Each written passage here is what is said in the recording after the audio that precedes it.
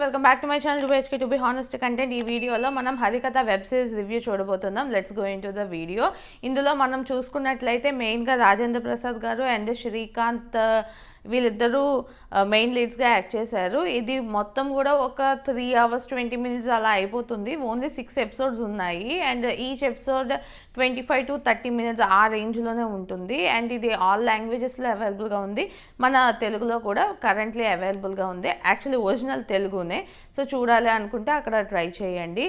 And ఈ web series plot చూసుకున్నట్లయితే ఇదంతా కూడా మనకి ప్రజెంట్లో జరగదు. 1970s to 1990s ఆ టైంలో స్టోరీ లాగా చూపిస్తారు మనకి స్టార్టింగే. మెయిన్గా స్టార్టింగే ఒక అబ్బాయి ఉంటాడు, 10 years అబ్బాయి.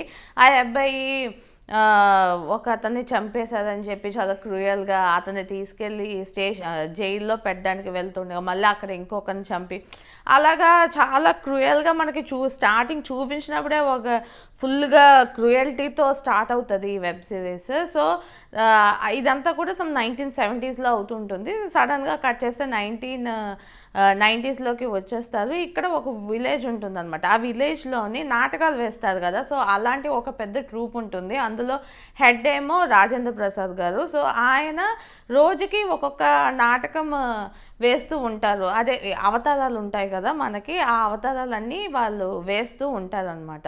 సో అదే విలేజ్లోని కొన్ని హత్యలు కూడా జరుగుతాయి అండ్ అవన్నీ దేవుడే చేశారని చెప్పి చెప్తూ ఉంటారు.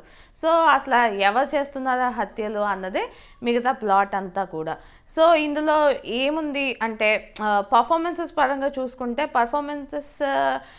ఇందులో ఒక క్యారెక్టర్ వస్తుంది అనమాట. ఎవరైతే ఆ చిన్న అబ్బాయిగా చంపారో అతను పెద్ద అయిన తర్వాత ఆయన చాలా బాగా చేశారు. కొత్త అతను నేను ఎక్కడ చూడలేదు, కానీ బాగా అనిపించింది. కొంచెం చైల్డిష్, కొంచెం ఈవిల్ లాగా చేయడం అది అంతా నచ్చింది నాకు. స్టార్టింగ్లో ఎక్కడో అసూర్ టైప్ ఆఫ్ వెబ్ సిరీస్లో వెళ్తుందేమో అని అనుకున్నాను, బట్ అందులోంచి చిన్న చిన్న రిఫరెన్సెస్ తీసుకున్నట్టు అనిపించింది, కానీ ఓవరాల్గా అక్కడి నుంచి అయితే ఏమీ తీసుకోలేదు. అండ్ ఈ వెబ్ సిరీస్ మొత్తం కూడా దేవుడు అనే కాన్సెప్ట్లోనే వెళ్తుండేది. దేవుడు వచ్చి ఏమైనా చెయ్యాలనుకుంటే ఏమైనా తప్పు చేస్తే చంపేస్తారు అన్న కాన్సెప్ట్లోనే వెళ్తూ ఉంటుందన్నమాట.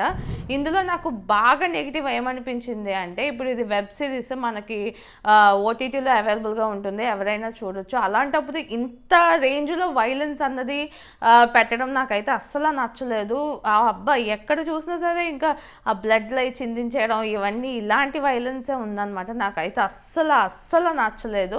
అండ్ మీరు చెప్పాలనుకుంటే నా కాన్సెప్ట్ కూడా ఏంటి, కొంచెం దేవుడు శిక్షిస్తాడు అన్న కాన్సెప్ట్ అని అందరూ చూడాలి అనుకుంటే అది కొంచెం న్యాచురల్గా కొంచెం మోడరేట్గా ఉండేటట్టు చూపించాలి, కానీ ఎక్కడ చూసినా ఇంకా రక్తం చూపించడం వేరు, బట్ తలలు నరికేయడాలి ఇలాంటివన్నీ చూపించారు అనమాట. సో నాకు అది బాగా నెగిటివ్గా అనిపించింది. ఎందుకంటే ఇంకా థియేటర్లో రిలీజ్ అయింది అనుకోండి, ఇలాంటిది ఏదైనా వైలెన్స్ ఉన్నప్పుడు ఒక 18 below వాళ్ళు చూడడానికి ఏమి ఉండదు.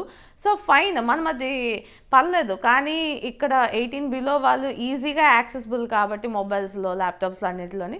సో నాకు అది కొంచెం నచ్చలేదు, అది అవాయిడ్ చేయాల్సింది.